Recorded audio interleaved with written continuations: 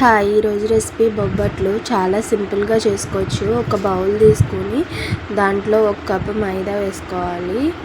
నేను 1.5 కప్ మైదా తీసుకున్నాను. క్వాంటిటీ ప్రకారం తీసుకోండి. నేనైతే 1.5 తీసుకున్నా. దాంట్లో కొంచెం సాల్ట్,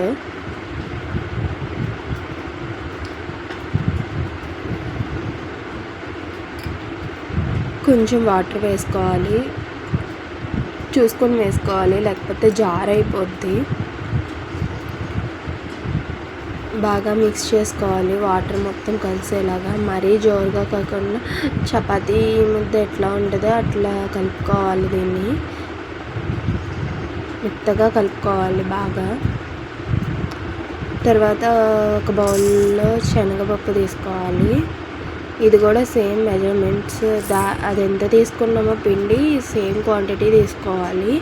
ఇది కూడా 1.5 కప్ తీసుకున్నా నేను. కొంచెం వాటర్ వేసి నాననివ్వాలి. తర్వాత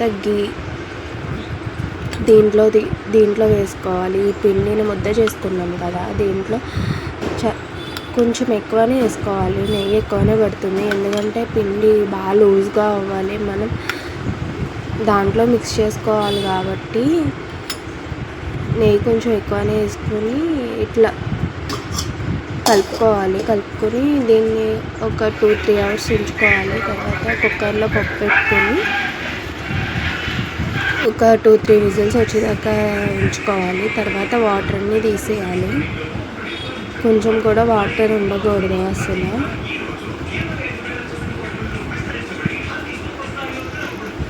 తర్వాత మిక్సీ జార్లో వేసుకొని మిక్సీ పట్టుకోవాలి దీన్ని మెత్తగా.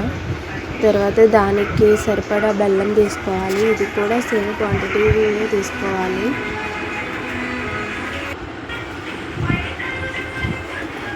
తర్వాత బెల్లం పెట్టుకొని పైన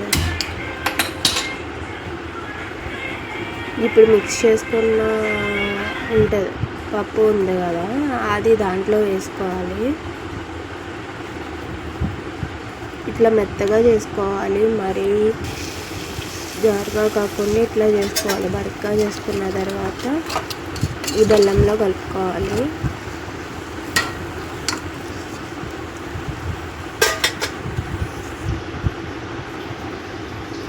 ఇట్లా మెత్తం పేస్ట్లో అవుతుంది. మొత్తం బెల్లం మొత్తం కరిగిపోయి దగ్గరికి ఇట్లా అవుతుంది.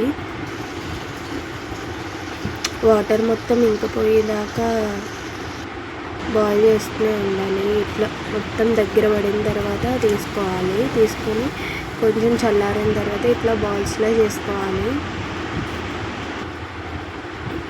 మనం ముందు పెట్టుకున్నాం కదా, నానబెట్టుకున్న పిండి ఉంది కదా, దాన్ని కొంచెం బాగా నెయ్యి మొత్తం కలిసేలా కలుపుకోవాలి.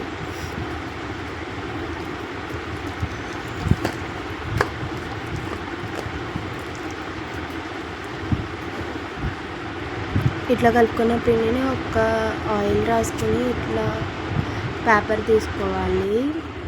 ఇట్లా తీసుకొని ఇట్లా ఉండలా చేసుకోవాలి.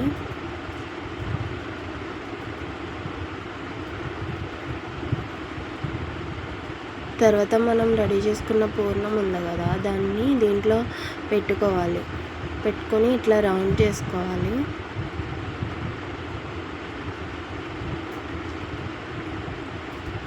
మొత్తం క్లోజ్ అయ్యేలాగా రౌండ్ చేసుకోవాలి. దాన్ని ఎక్స్ట్రా ఏమన్నా వస్తే దాన్ని తీసేసుకోవచ్చు పైకి తీసుకున్న తర్వాత.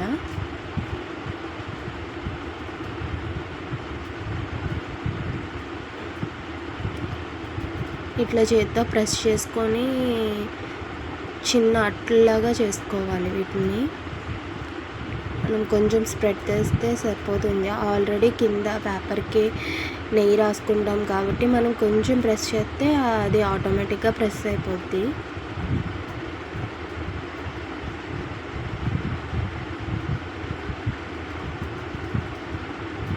ఎడ్జెస్ కూడా ఇట్లా సరి చేసుకోవాలి.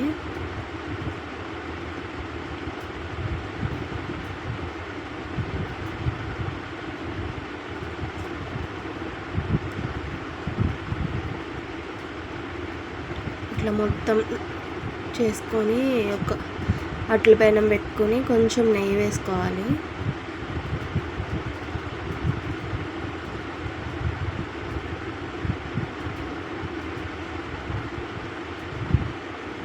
తర్వాత మనం రెడీ చేసుకున్న బొబ్బట్ని దీని మీద వేసుకోవాలి.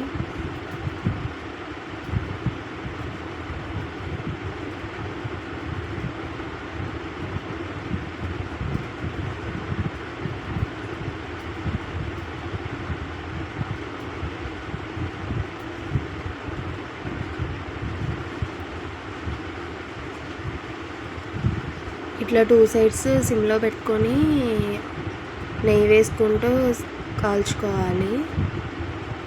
హైలో పెట్టకూడదు, హైలో పెట్టుకుంటే మాడిపోతే సిమ్లో పెట్టుకొని 2 సైడ్స్ రోస్ట్ చేసుకోవాలి. అంతే, ఫైనల్లీ బొబ్బట్లు రెడీ అయిపోతాయి. చాలా టేస్టీ అండ్ యమ్మీగా ఉంటాయి.